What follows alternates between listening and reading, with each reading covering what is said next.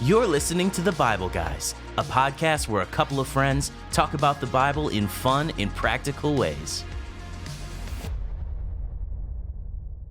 Hey everybody, welcome. We're here. That reminds me of Poltergeist. Remember that old movie? That was the joke I was making. Oh, they're here. Hey, my name is Chris. This is Jeff. We are the Bible Guys, and today we are inserting a story about Caleb that we weren't necessarily planning on talking about, but we're going to get to that in a minute. I know. It wasn't on the list, but I just can't skip it. You can't do it. I can't skip it. So this is one of my favorite stories in the entire book of Joshua. Really? Yes. Wow. Yeah. Okay. Well, before we get to that, Jeff, we have an episode or a segment that Desiree has given to us called Mailbags. There we go.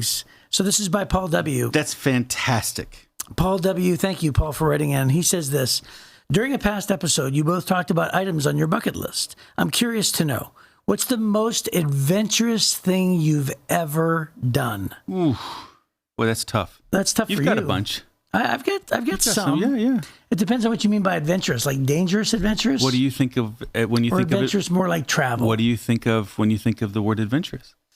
Well, I thought both of those things, like jumping out of an airplane. Well, then give us two. Give us the most dangerous thing, and then the most. Yeah, I would say jumping out of an airplane with my son on his 18th birthday. Wow. I think that was pretty cool. It felt pretty adventurous, you know. That is. And it was great. Yeah. I loved it. And then, but then I would also say, in terms of travel, when I was heading to Egypt, I had a 15-hour stop in Rome. Layover, and then also a stop in Paris on the way back. So within a 10-day time frame, I actually saw the Roman Colosseum, went inside the pyramids of Egypt, and went to the Eiffel Tower. Wow. Yeah. Wow. In 10 days time. Yeah, that's pretty great. It's pretty adventurous. That's not too bad. Yeah. So you just got them all off the bucket list in a week and a half. Yeah. Yeah. That's great. Yeah, I think about that. So I've always been that guy that somebody go, hey, you want to try that? And I'd be the one to do it, you know. Sure. So that's why I've been in the hospital so many times for stitches. like Forrest Gump. Hey, Gump, stick your head in that hole. That's exactly. I was, well, my name's Forrester. And by the way, did you know I grew up wearing braces on my legs like Forrest Gump? Did you really? Yeah. Run, Forrest, run. You remember that? I'm not sure I knew that. Yeah, they were so heavy. If I fell down, I couldn't get back. I was like a turtle. I couldn't get back up by myself. Really? How long did you have those? So kids would push me down. I lived in a trailer park as a little kid. They pushed me down. I couldn't get back up. And how long did you have those? A couple years. Yeah. 2 years? Yeah. Wow. Did they magically come off when you started running? Yeah, that's why I'm so fast. Yeah. I'm so fast. You should see me play ping pong, by the way. It also made me a world-class ping pong player. That's so great. Yeah. So adventure. Maybe one of the things I look back on and think about the most as far as, wow, that was a great adventure, was, and you've been out in this area among the Pokot people. Several years ago, I was a co-leader on a motorcycle trip out in the bush that was off the roads for the most part during the daytime. So there were roads to the final villages that we would stop at so we could have a support truck that would meet us at those places. But there were lots of places we went that we were just on like animal trails and riding across dried out riverbeds and stuff. And then we slept in tents the whole time, right? And dug latrines. And it was pretty rugged. That was fun. And, on that trip, we had hyenas come into our camp in the middle of the night. I stepped on a little cobra. It was a crazy trip. So that was pretty adventurous. As far as other things like that, dude, I whitewater rafted one time during the monsoon season in the Himalayas in Nepal. Wow, that sounds more adventurous than anything I've done. Yeah, that was pretty crazy. I mean, I have a million of those kind of stories that just adventures. We went ballooning through the jungles right above all of the temples in Bagan in Myanmar, right along the Irrawaddy River with all the fog. That was really cool. Been dune bashing out on the Arabian Peninsula. Do you have a fear of heights? No. Okay, because I would be pretty fearful of ballooning. We had a couple of guys that were afraid of heights but loved the balloon trip. Huh. Yeah. It's super calm and peaceful and very, very gentle. Everything how it moves is very, So it was nice. Dune bashing in outside of Abu Dhabi. all those kinds of things. So yeah, just tons and tons and tons of those kinds of things. That's how I live my life. I wherever we go, I always try to figure out what's the most adventurous thing to do while we're there. And so our policy usually is, and you know this too, we'll work 5 or 6 10-hour days. Yeah. But once we hit that 6th or 7th day, we'll take a whole day and just go play. Yeah. And whatever the fun thing is to do in that country or in that place, I've been in 43 countries around the world. So whatever the fun thing is to do in that place, we'll try to carve out one day. We'll have worked 50 hours up to that point. We'll carve out one day and go do fun things, So, yeah. Well, when I ziplined in Costa Rica over the forest, it was the last zip line was a quarter of a mile long. Yeah. And it was just unbelievable. And it was in the rain. It was like pouring down. And so that was pretty adventurous. That's pretty great. Yeah, and we were really, really, really high up. I'm talking like, I bet you we were 100 feet in the air maybe. So we were in Costa Rica. We did sabbatical in Costa Rica, right? Mm-hmm. And my wife wanted to do the jungle canopy tour. Yeah. Where you get up at the top and then you walk along these little walkways and all the monkeys and the birds and all that stuff at the tops of the trees, right? Yeah. So we were having trouble with the translator. There was no translator. Yeah. And so we're just trying to explain what we want to do to the lady selling tickets. And she goes, "Oh, trees. Yes, trees. Okay." So she sells us these tickets, and then these guys pick us up, and we go up the mountain in like side-by-side UTVs, up to the top. We get to the top, they start putting on harnesses and helmets, and we're like, that's weird. I don't remember ever seeing anybody wearing harnesses and helmets in the treetop walks. And so they take us up to the top of the thing, they hook my wife up. My wife was like, no, I want to walk. He goes, nope, zip, and he just shoved her. And the zip lines go from one mountain across the valley to the other mountain, and they're going back and forth. And so our first one was over a mile. A mile was our first zip line, and she didn't want to do any zip lines ever. And they just hooked her up, zip, and shoved her, and she's screaming, "Ah!" Well, all the way across that thing. And there were 16 zip lines to get to the bottom of the mountain. Wow. Right? She was so mad. Yeah, a translator would have helped. Yeah, lost in translation. That's so funny. Yeah. So, hey, that's a really fun question, Paul. You should come with us sometime on one of our little adventures. Like I said, it's hard work. Yeah. But we'll usually take one day and go have a little bit of fun. So, yeah, for sure. Yeah. Well, we are going to be talking about Caleb, and I am very curious as to why this is one of your favorite stories in the book of Joshua. Yeah. But I'm sure we're about to hear it. Yes. So, by the time you get to Joshua chapter 14, they have won most of the battles. They haven't won all the battles. They didn't completely finish everything that God told them to do as far as driving out the wicked inhabitants of the land and all these things. And, it's weird. It's hard to talk through the book of Joshua and Judges. There's a lot of death. There's a lot of war through this. God is bringing judgment on the Canaanites, and he's using the Israelites to do that, right? In the same way that later on, God sends the Assyrians to bring judgment on Israel when they're not obeying God. He sends the Babylonians to bring judgment. So God often uses governments and peoples to bring judgment on other governments and other peoples, right? And so that's while war is a horrible thing, God uses it for his purposes. And so he had commanded them, wipe out these peoples. And they did most of it, not all of it. But Joshua decides, okay, we're going to divide up the land. And so there's 12 tribes, and he begins to say, okay, that tribe needs to go over there, this tribe go over here, and start to settle the land. Because early on, they're traveling together as one great big giant group. Well, now they're taking over a large piece of land, and they need to hold it. So they need to divide it up equitably based on the size of each of the tribes. And so that's what they're doing. So then they divide the land on the west side of Jordan. They divide the land on the east side of Jordan. And then finally, Caleb, in the middle of that, Caleb comes to Joshua, sends a delegation. And here's what it says in verse 6. It says, a delegation from the tribe of Judah, led by Caleb, son of Jephunneh the Kenizzite, came to Joshua at Gilgal. Gilgal kind of became one of Joshua's capitals. Caleb said to Joshua, remember what the Lord said to Moses, the man of God, about you and me when we were at Kadesh Barnea? Remember, that was the time when they were going to go across as spies. Yeah. And when they came back, 10 spies said no. Joshua and Caleb said, yes, we can go win this thing. Right. And Moses pours out a blessing on them, even though God poured out a curse on everybody else. So he says, I was 40 years old when Moses, the servant of the Lord, sent me from Kadesh Barnea to explore the land of Canaan. I returned and gave an honest report, but my brothers who went with me frightened the people from entering the promised land. For my part, I wholeheartedly followed the Lord my God. So that day, Moses solemnly promised me, the land of Canaan on which you were just walking will be your grant of land, and that of your descendants forever, because you wholeheartedly followed the Lord my God. Now, as you can see, the Lord has kept me alive and well as he promised for all these 45 years since Moses made this promise, even while Israel wandered in the wilderness. And today I'm 85 years old. I'm as strong now as I was when Moses sent me on that journey, and I can still travel and fight as well as I could then. So give me the hill country that the Lord promised me. You will remember that as scouts we found the descendants of Anak living there in great walled towns.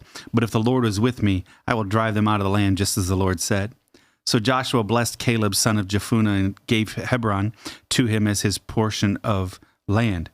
Hebron still belongs to the descendants of Caleb, son of Jephunneh the Kenizzite, because he wholeheartedly followed the Lord, the God of Israel. Previously, Hebron had been called Kiriath Arba. It had been named after Arba, a great hero of the descendants of Anak, and the land had rest from war. Boom. So I love the fact that Caleb is 85 years old. And he goes, dude, I'm just as strong today as I was then. I can fight just as well as I can then.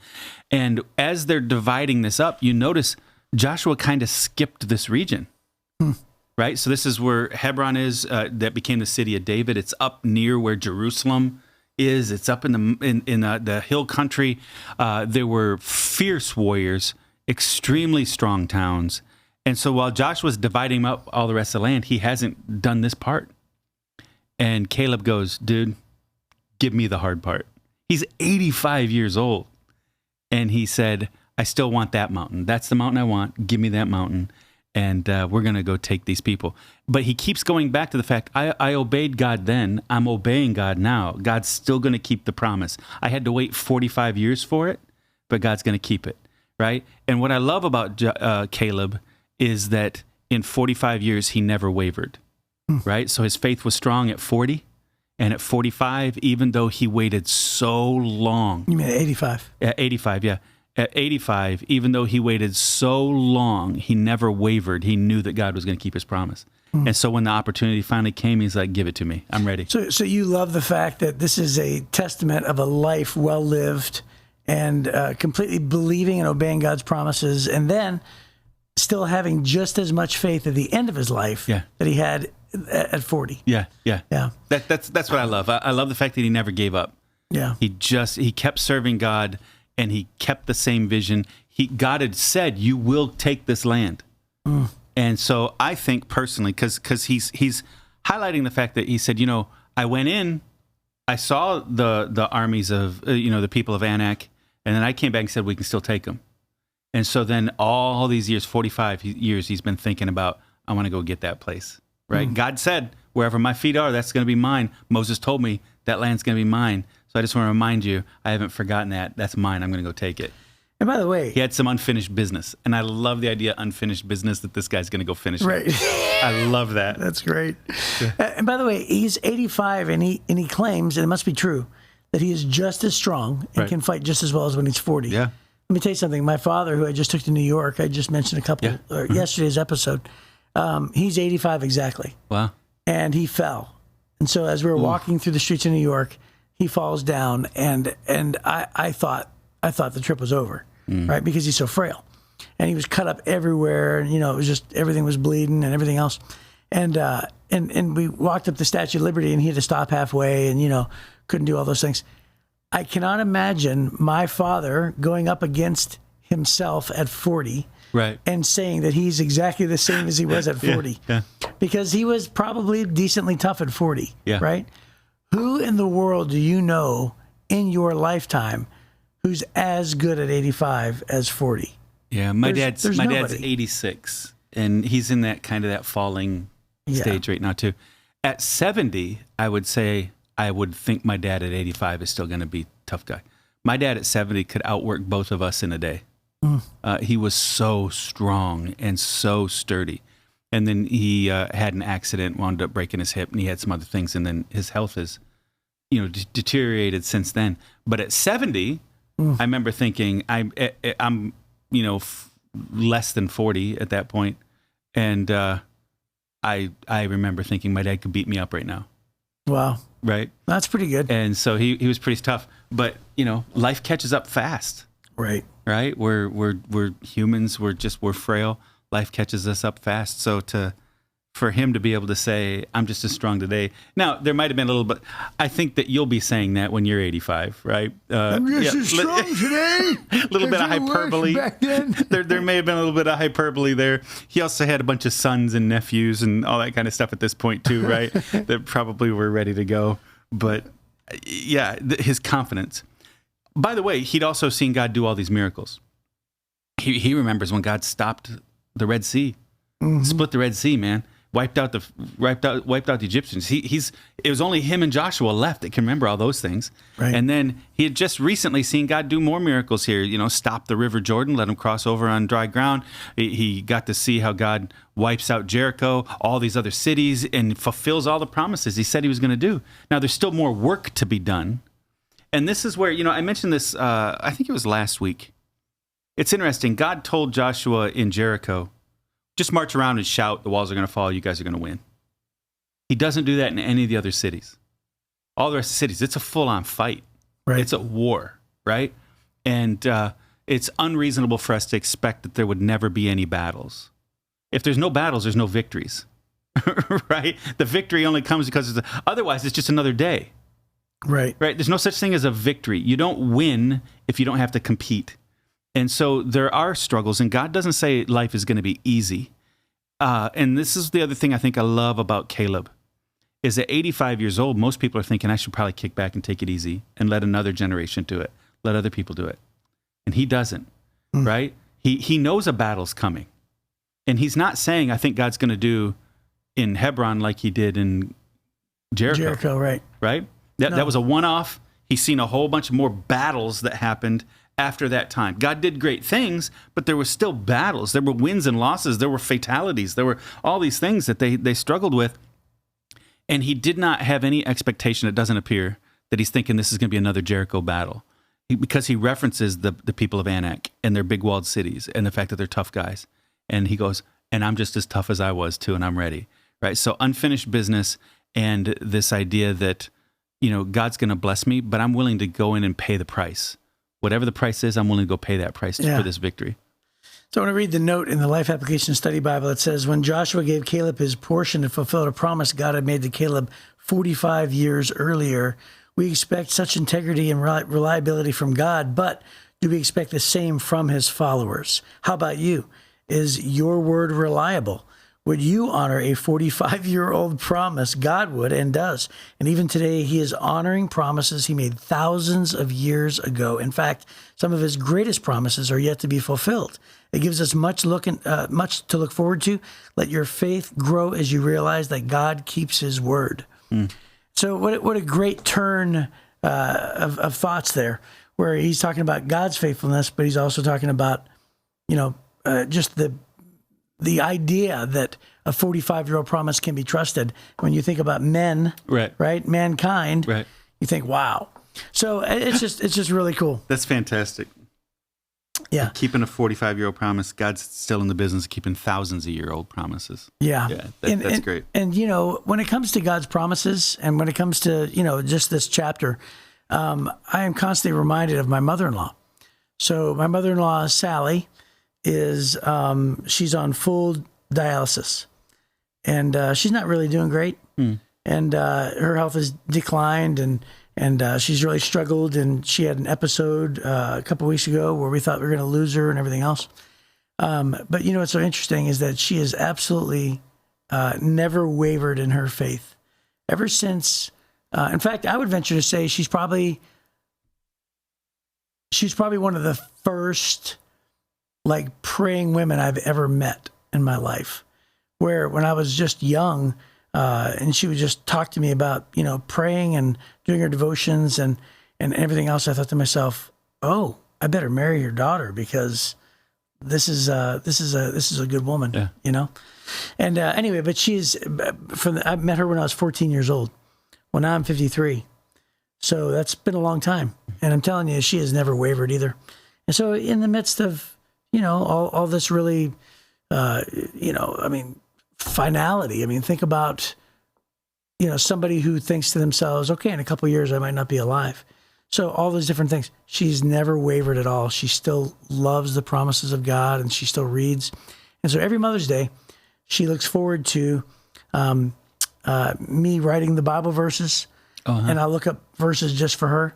And then she says, "Oh, I got your card." And she said, and it took me like a month, and I went through all of your Bible verses, and I did a study on all of them every time I send her. So now it's become a tradition. So every Mother's Day, I'll give her like 20 or 30 different verses, and she'll do a study on all of them. Oh, that's great.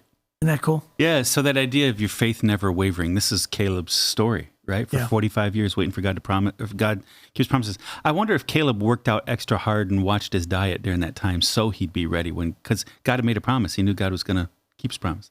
I wonder if Caleb kept preparing, right? Mm-hmm. Sometimes I think we get older because instead of doing the hard work, we start paying somebody else to do the hard work. Instead of leaning in, we start leaning back in the lazy boy, right? We just kind of slow down. And so there are some people you meet, they're 70 years old, they're going 100 miles an hour, doing all these things, playing pickleball, and there's other people 70 years old. Playing pickleball. Right? And then there's the other 70-year-olds that seem like they're 90, right? Yeah. And it's, I wonder if Caleb just continued to lean in, do the hard work, not lean back, because he knew that God had unfinished business.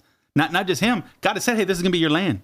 And it wasn't yet his land. So he just kept staying there, leaning in, staying fit, working at it. Because then he comes in, and here's the thing we didn't say. The people of Anak were giants. There's a whole race of giants. So the giants that David had to fight that had not been wiped out yet were down in what is now Gaza, right? The Philistines. And Goliath was 10 feet tall. Right. So somewhere in that range, very likely, these 7 to 10 feet tall are these men of Anak. And, the Israelites were not known for being tall. So, but Caleb is like, I'm ready, man. He's not resting on his previous accomplishments and successes, right? He already had successfully been a spy. He'd already successfully helped Joshua lead the people. He'd already done some really, really great things. And he wasn't to the point where it was like, well, my time's passed.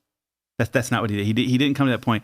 Instead, he's not resting on his old accomplishments. He's still leaning in. He's ready. When the opportunity finally comes, he's ready. And I think about that. How ready am I? If God doesn't continue to fulfill his promises for 20 more years in my life, will I still be ready at 73 as I am at 53? That's great. And so I think there's something to that he's ready to go fight giants because God promised that he would. Hey, by the way, my brother-in-law and I measure ourselves, our height. And when I say that I'm 5'8", my brother-in-law says, no, you're not. You're 5'7 3/4. Because he will not give me 5'8", right? So you referenced Goliath was 10 feet tall. He's 9 feet 9 inches. Yeah. Because details matter. So it depends on how you measure a cubit, but a cubit and a span. There's different cubits. You know that, right? Oh, yeah. But I thought it actually gave... Oh, I guess it's just the way it's translated. It's how you measure the cubit. Okay, because some cubits are 18 inches, some cubits are 21 inches. Well, the NLT actually translates it and says 9 feet 9 inches. Yeah, because they arbitrarily chose how big a cubit is. Gotcha. Yeah. That's what it is. Mm-hmm. Yeah. Well, hey, looks like it's our time. So we will see you hopefully next time on the Bible Guys.